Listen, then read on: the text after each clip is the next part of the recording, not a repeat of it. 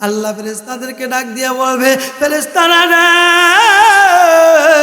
আমার জান্নাতীরা খালি মুখে বসে আছে, কেমন জানি দেখা যায়। তাদের প্রত্যেকের হাতে শরাবের পাত্র উঠায়া দাও, অর্থাৎ মদের পাত্র উঠাইয়া দাও।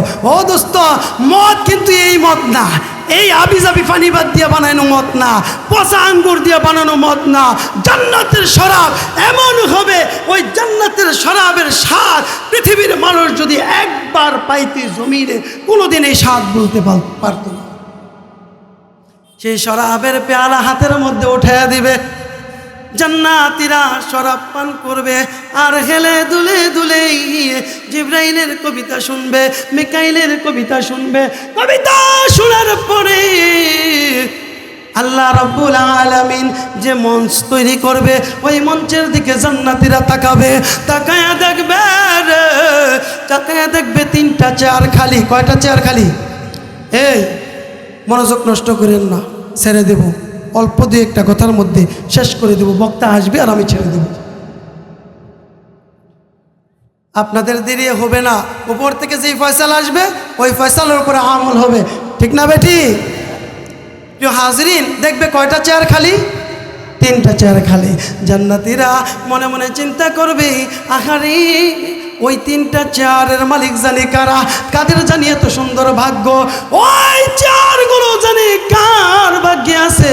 সমস্ত মঞ্চের মধ্যে, সমস্ত চেয়ারগুলোর মধ্যে আদম পয়গাম্বর থেকে নিয়ে সব পয়গাম্বর বরগুলো বসা থাকবে। প্রত্যেকটা চেয়ারের মধ্যে নবী রাসূলরা বসা থাকবে। তিনটা চেয়ার খালি, তিনটা চেয়ার খালি।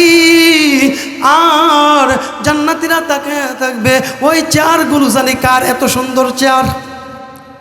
ঈর্ষা লাগেনি? হ্যাঁ, আল্লাহু আকবার। হঠাৎ করে জিবরাইল ঘোষণা দেবে, এখন আপনাদের সামনে এই মঞ্চের বিশেষ অতিথি, বিশেষ মেহমান আগমন করবে। বিশেষ মেহমানের নাম ঘোষণা করার পরে তাকায় দেখবে আর কেউ না, দাউদ পয়গম্বর, দাউদ নবী আস্তে আস্তে আস্তে আস্তে এসে 3 নম্বর চেয়ারের মধ্যে বসে গেছে। সুবহানাল্লাহ। 3 নম্বর চেয়ারের মধ্যে দাউদ পয়গম্বর বসে পড়বে। জান্নাতীরা মনে মনে চিন্তা করে, ওই 2টা চেয়ার জানি আল্লাহ কারে দিব, কে জানি ওই চেয়ারের উপযুক্ত। জিবরাইল ঘোষণা দিয়ে দিবে, এই মুহূর্তে প্রধান অতিথি, এই মঞ্চের প্রধান মেহমান, এই মঞ্চের প্রধান মেহমান আগমন করবে। ঘোষণা করার সঙ্গে সঙ্গে জান্নাতীরা তাকায় দেখবে, আর কেউ না, আর কেউ না, আপনার আমার নবী, আখিরি জামানার নবী হযরত মুহাম্মদ মুস্তাফা, আহমদ মুস্তাফা সাল্লাল্লাহু আলাইহি ওয়াসাল্লাম এসে আমার আল্লাহর ডান পাশে বসে পড়বে। বাম পাশে দাউদ পয়গম্বর, ডান পাশে আমার নবী, বাম পাশে দাউদ পয়গম্বর, মাঝখানের চেয়ার খালি। জিবরাইল ঘোষণা দেয়, এই পর্যায়ে মঞ্চে উপস্থিত করতেছে, মঞ্চে উপস্থিত করতেছে কে? আজকের মঞ্চের যিনি সভাপতি, আজকের এই সেমিনারের যিনি সভাপতি, সেই সভাপতি আর কেউ না, যাকে না দেখে ইবাদত করলাম, আপনার আমার খোদা, আপনার আমার মালিক, আমাদের সকলের মালিক, আসমানের মালিক, জমিনের মালিক, গাছের মালিক, মাছের মালিক, পশু পাখির মালিক, সব কিছুর মালিক। যারা মানি তাদেরও মালিক, যারা মানি না তাদেরও মালিক, যারা গোলামি করি তাদেরও মালিক, যারা করি না তাদেরও মালিক, যারা আল্লাহকে ভালোবাসি তাদেরও মালিক, যারা আল্লাহকে ঘৃণা করে গালি দেয় তাদেরও মালিক। সকলের মালিক কে? জান্নাতুল ফিরদাউসের মালিক যদি হতে চাও, ওই দামি জান্নাতের মালিক যদি তুমি হতে চাও, ও গোলাম, আমি 7টা কাজ দিলাম, এই 7টা কাজ তুমি যদি সুন্দরভাবে করতে পারো, এই 7টা কাজ করতে গিয়া তোমার অনেক বাধা আসবে, অনেক সমস্যা আসবে, অনেক বিপদ আসবে, সন্তান অসুস্থ হয়ে যাবে, বিবি অসুস্থ হয়ে যাবে, এই সমস্যা ওই সমস্যা, কত সমস্যা তোমার সামনে হাজির হয়ে যাবে।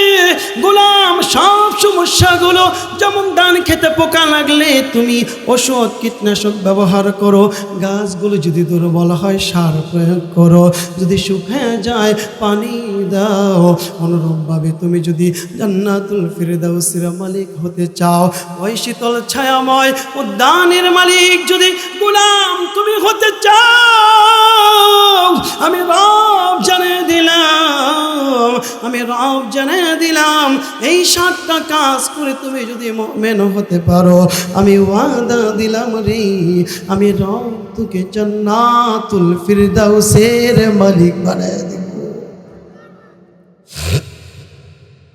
জান্নাত চাই কি চাই না আমরা? কেমন জান্নাত? ওই জান্নাত চাই যেই জান্নাতে আমার রব আমার সাথে থাকবে, ঠিক না বেটি? প্রিয় উপস্থিতি, রব্বুল আলামিন ডেকে বলেন, গোলাম আমি যে কাজগুলো তোকে দিলাম এর মধ্যে 1 নাম্বার কাজ হলো আল্লাযীনা হুম ফি সলাতিহিম খাশিউন,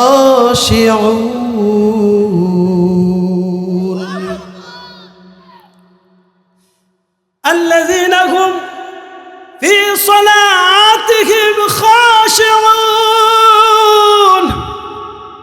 রব বলে, গোলাম তোমরা যারা নামাজে বিনয় অবলম্বন করতে পেরেছো, যারা নামাজে বিনয় অর্জন করতে পেরেছো, এই গুণ যার ভিতরে আমি রব পাবো, আমি ঘোষণা দিলাম তোকে জান্নাতুল ফিরদাউস দান করে দেব।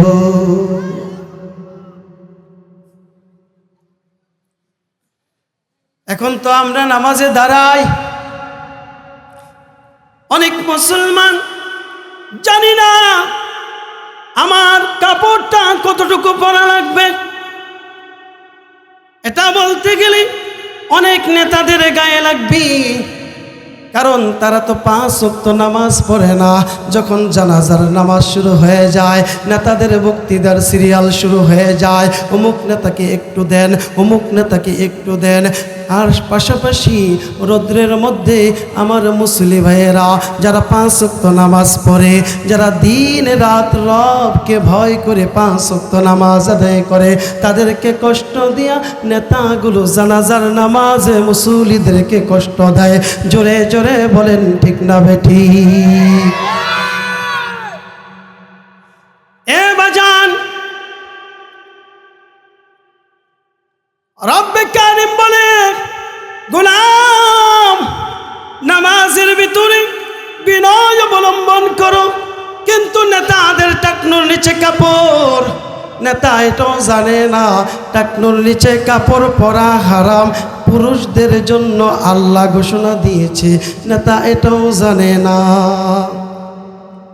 অনেকে নামাজের মধ্যে এমনভাবে দাঁড়ায় কেমন যেন গোলামের সামনে মালিক যেমনে দাঁড়ায় এমনভাবে দাঁড়ায়, কিন্তু উচিত ছিল মালিকের সামনে গোলাম যেমনে দাঁড়ায়, মালিকের সামনে গোলাম যেমন দাঁড়ায় ওইভাবে দাঁড়াবে। ও বাজান, এখন প্রত্যেকটা মসজিদের ভিতরেই এমন হয়ে গেছে, এমন হয়ে গেছে, মানুষগুলো নামাজ ঠিকই পড়ে কিন্তু গোলাম হইয়া মসজিদে ঢুকে না, বাদশাহ হইয়া মসজিদে ঢুকে। আর আল্লাহ কয়, গোলাম রে, যতদিন পর্যন্ত না গোলাম হয়ে মসজিদে ঢুকবি আর গোলামি করে মসজিদ থেকে বের না হতে পারবি, ততদিন পর্যন্ত তোর নামাজ তোর নামাজ তোর নামাজ আমার আসমানে উঠবে না। এজন্য দোস্ত, আমরা হইলাম গোলাম জাত গোলাম। কি জাত গোলাম? জোরে বলেন। গোলাম জাত গোলাম, আমিও গোলাম, আমার বাবাও গোলাম, আমার দাদাও গোলাম, আমার 14 গোষ্ঠী গোলাম। আমি তো বুক ফুলিয়ে বলি আমি আল্লাহর গোলাম। তুমি কি বুক ফুলিয়ে বলতে পারো না আমি আল্লাহর গোলাম? আমি তো বুক ফুলিয়ে বলি আমার বাবা আল্লাহর গোলাম। তুমি কি বুক ফুলিয়ে বলতে পারো না আমার বাবাও আল্লাহর গোলাম?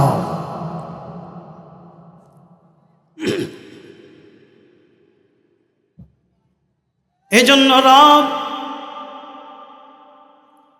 7টা কাজের ভিতরে 1 নাম্বার কাজ দিলেন, গোলাম রে গোলাম, ও গোলাম তুমি গোলামের মতো নামাজে ঢুকো। তুমি তো বুঝো না, তুমি তো বুঝো না কার সামনে দাঁড়াইছো। আমি তো সমস্ত নেতার নেতা, আমি তো কত নেতাকে লাথি মেরে আমি দলিশাত করে দিয়েছি। আমি তো কত নেতাকে বেইজ্জতি করেছি। আমি তো সমস্ত নেতারও নেতা, আমি তো সমস্ত মালিকের মালিক। আমি রবের সামনে যখন গোলাম তুমি দাঁড়াইবা,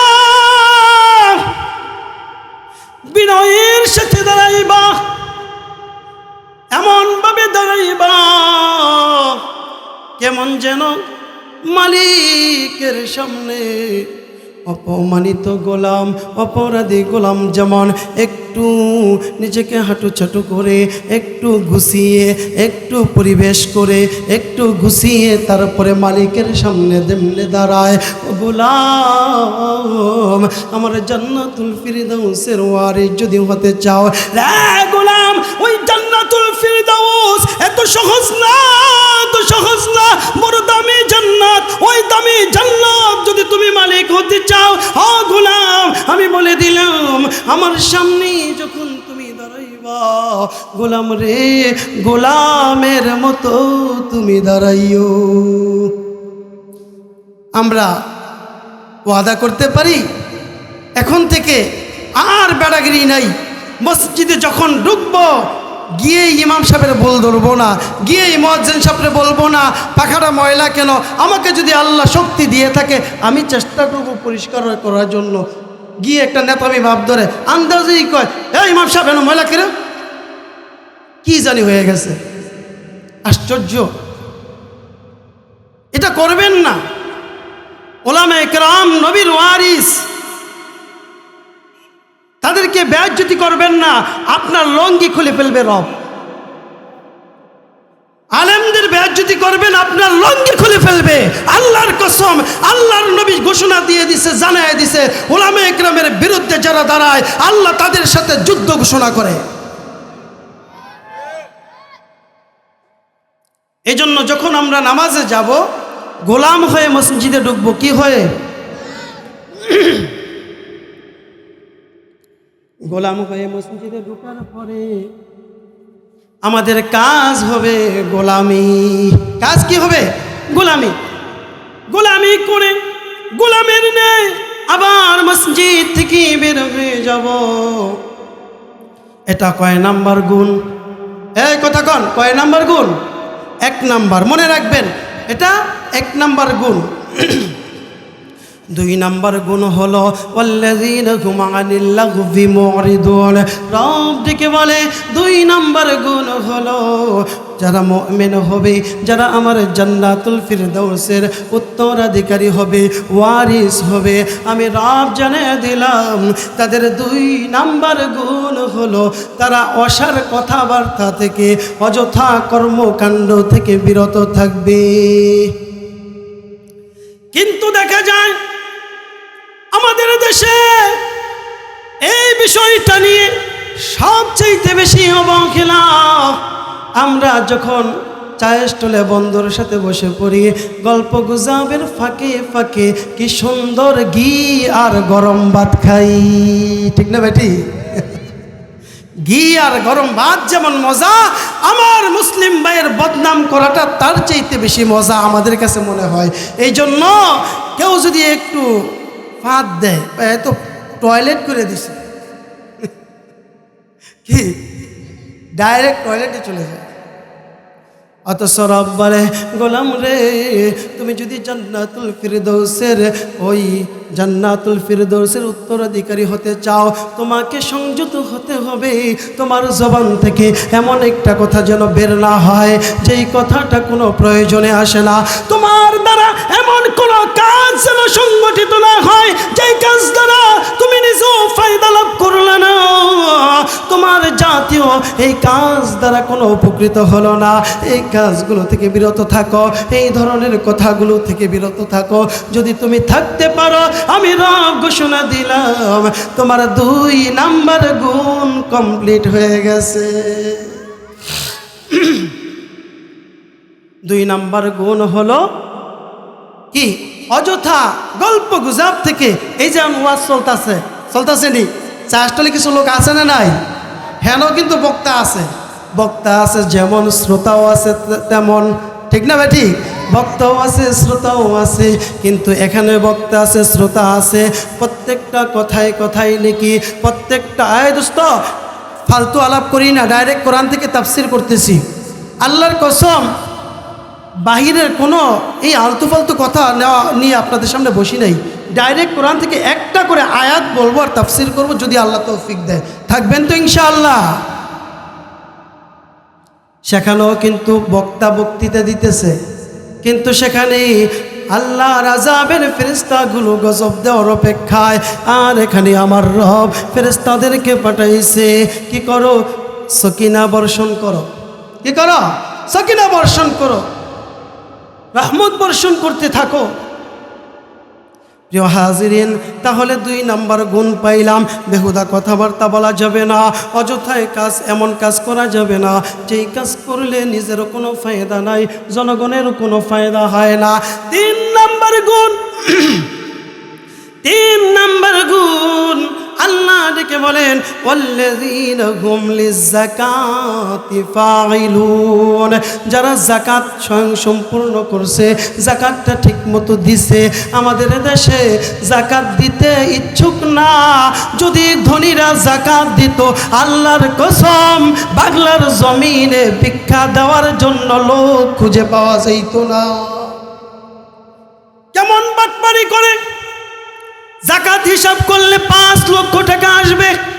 20,000 টাকা দিয়া বন্ধুরে ফোন দিয়া কয় বন্ধু তোমার যাকাতটা দিছনি ঠিক মতো? কয় না, হিসাব কিতাব করতেছি দিমু। আরে হিসাব করে লাভটা কি একটু গরিবরে বেশি দিয়া দেই না? কি হয়েছে? খাইলে গরিবে খাইব। কত দিতে আস? কয় যাকাত আইব 15-20,000 টাকা দিয়ে দিছি, 30,000 দিয়ে দিছি। কয় হাজার দিছি? 30,000। আল্লাহ কয় তোর অনুমানে যত যাকাত দিছ গোলাম, একটা যাকাতও আমি রবের কাছে পৌঁছায় নাই। গোলাম, আমি রব তোকে বলে দিয়েছি, আমি রব তোকে জানিয়ে দিয়েছি তোর সম্পদের 40 ভাগের 1 ভাগ প্রতি বছর হিসাব করে আমার রাস্তায় যাকাত দিতে হবে। আমাদের দেশে এমন ধনী আছে, 1000 কোটি টাকার মালিক, 100 কোটি টাকার মালিক। ওই ধনী ব্যক্তিগুলো যদি সঠিকভাবে যাকাত দিত, ও দোস্ত আল্লাহর কসম বাংলার জমিনে একটা ভিক্ষুক খুঁজে পাওয়া যাইত না। ঠিক না বেঠি? মনে হয় ঠিক নেই, এই জন্য আওয়াজের মূল দুর্বল। হ্যাঁ না, ফিউজ হয়ে গেছেন গা, ঠান্ডা না পড়তে হই। আবার চিন্তা করতেছেন এলাকার বক্তা অনুযায়ী চিল্লাই মিল্লাই গলা ভাঙ্গেলাই, তো যখন শরীয়তপুরি ওয়াজ করবে তখন যে জিগাইব ঠিক না বে ঠিক, তখন কেমনে কম ওই চিন্তাও করতেছেন, ঠিক না? দেখ এইবার বুঝা গেছে। আল্লাহ আল্লাহ আল্লাহ। তাহলে 3 নাম্বার কাজ কি বললাম?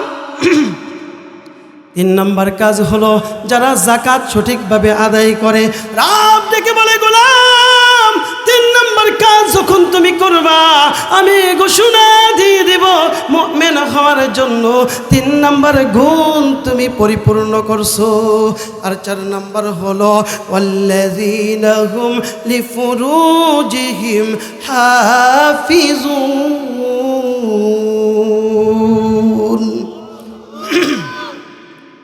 রাব্বে কাবা ডেকে বলে গোলাম আমার জান্নাতুল ফিরদাউসের ভিতরে সুন্দরী সুন্দরী রমণী থাকবে, দুনিয়ার যে সমস্ত সুন্দরের পিছে তোমরা পাগল হইছ, গোলাম রে আমি জান্নাতের ভিতরে এমন হুর গিলমান রাখছি, যেই হুর গিলমান যদি এই জমিনের ভিতরে একটা বার চেহারা দেখাইতো, পৃথিবীর সবগুলো মানুষ ওই নারীকে পাওয়ার জন্য পাগল হইয়া যাইত।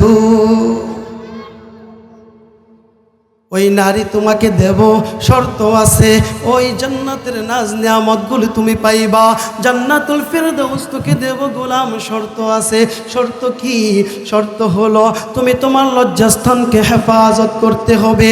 ও মা, ও আমার বোন, আল্লাহর নবী মেরাজের মধ্যে গিয়া জাহান্নাম যখন পরিদর্শন করলেন, জাহান্নাম পরিদর্শন করার পরে রাসূল তাকে দেখে রাসূলের উম্মতগুলোর মধ্য থেকে বেশিরভাগ নারীগুলো জাহান্নামের মধ্যে ঘুরতেছে, না জাহান্নামের মধ্যে আছে।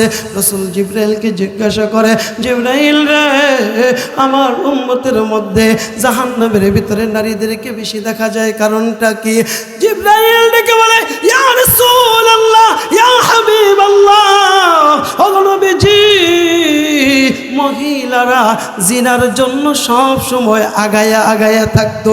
আমাদের সমাজে এমন মা বোন নাই যেই মা বোনগুলো স্বামীকে দেখানোর জন্য কোনো দিন একটু পাউডার মুখে দিল না, কিন্তু যেদিন মার্কেটে যাবে সোনো দিতে দিতে চেহারাটা সাদা করছে, এমন মহিলা একটাও পাকড়িয়া নাই। ওই আসেনি, আসেনি? মার্কেটে যাইয়া দোকানদারকে সুন্দর করে বলে, ভাইয়া ওই জামাটা একটু দেখান না, সুন্দর করে বলে।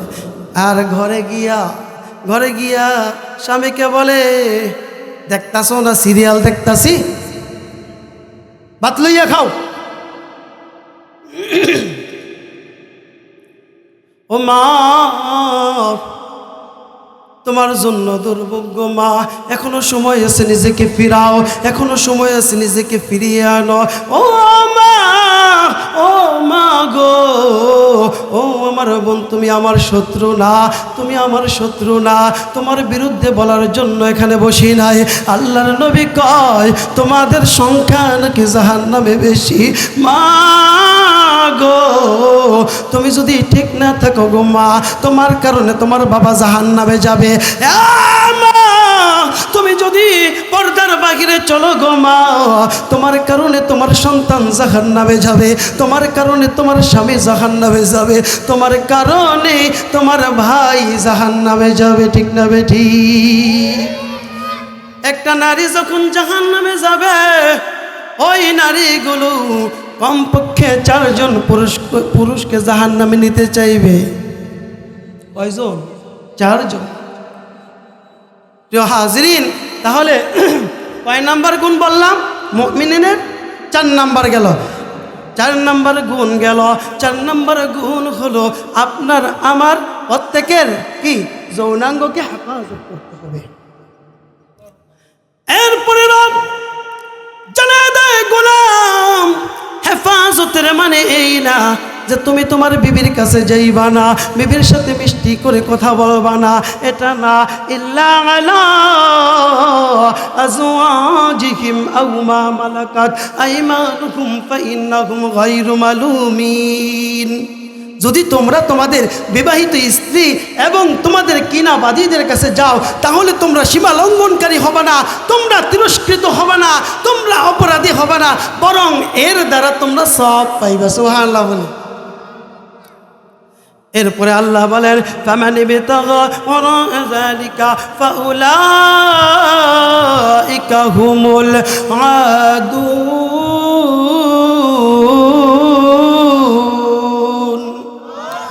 রব্বুল আলামিন ডেকে বলেন, হে গোলাম, তোমার বিবাহিত স্ত্রী এবং কেনাদাসী ব্যতীত অন্য কোনো মহিলার সাথে যদি তোমার যৌনাঙ্গ ব্যবহার করো, কামনায় বাসনায় লিপ্ত হয়ে যাও, তুমি হইবা সীমা লঙ্ঘনকারী, তুমি হইবা সীমা লঙ্ঘনকারী। এরপরে রব্বুল আলামিন বলেন ওয়াল্লাযীনা হুম লিআমানাতিহিম ওয়া আহদিহিম রাউন। এই আয়াতের মধ্যে রব্বুল আলামিন মুমিনদের দুইটা গুণ বর্ণনা করছে। কয়টা? এক নম্বর গুণ হলো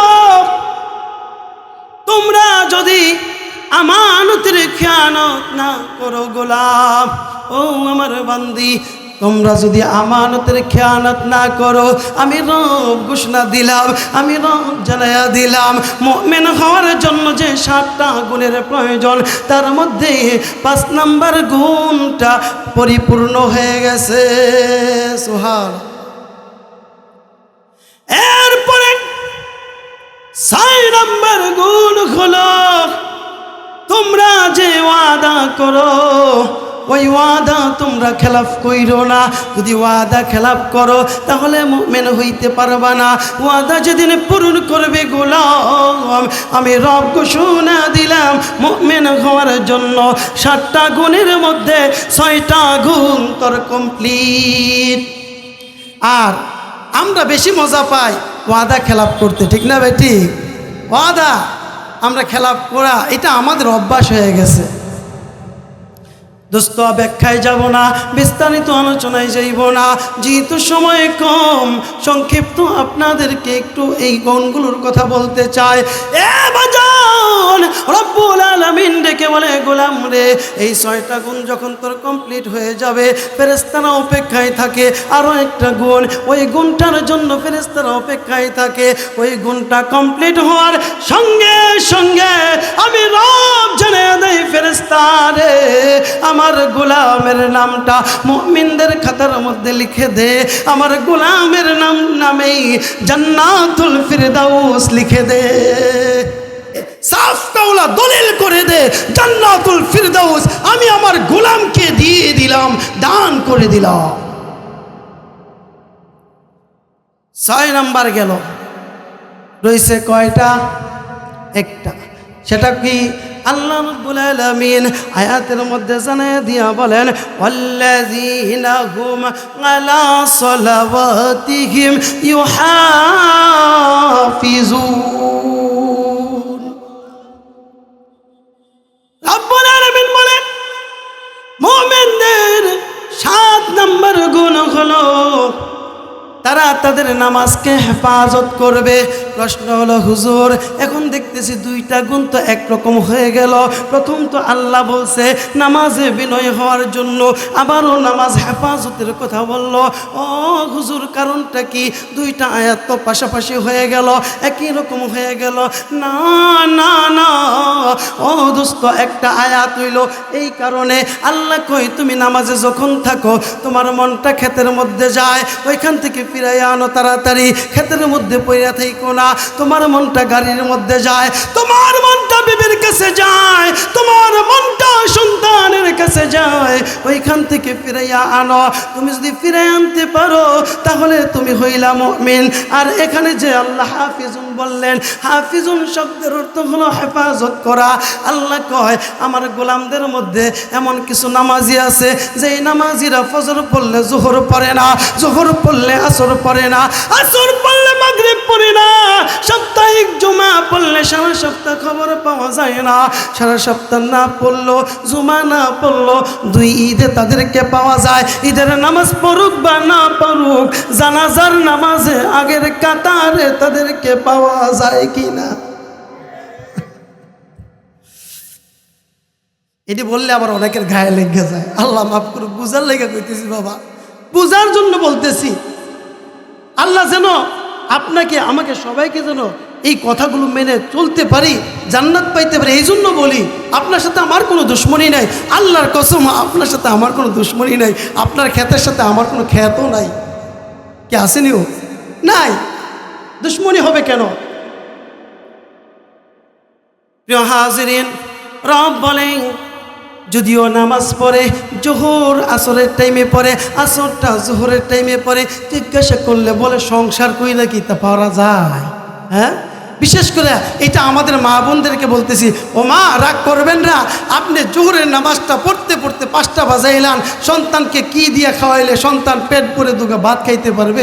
রান্না করতে করতে গোসলের খবর থাকে না, জোহরের নামাজের রক্ত, আসরের নামাজের রক্ত, মাগরিবের নামাজের রক্ত একসাথ করে লেছেন গো মা, আর বলতেছেন সংসার, ঠিক না? সংসার সংসার কইরা ভবে গো, করলি না বন্দেগি,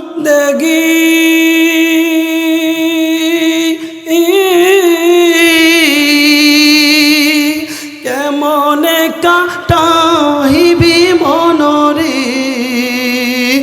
ওই কবরের জিন্দেগি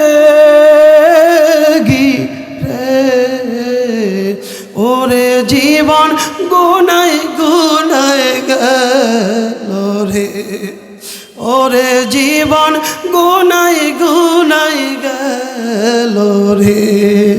সংসার সংসার কইরা ভবে গো, করলি না বন্দেগি,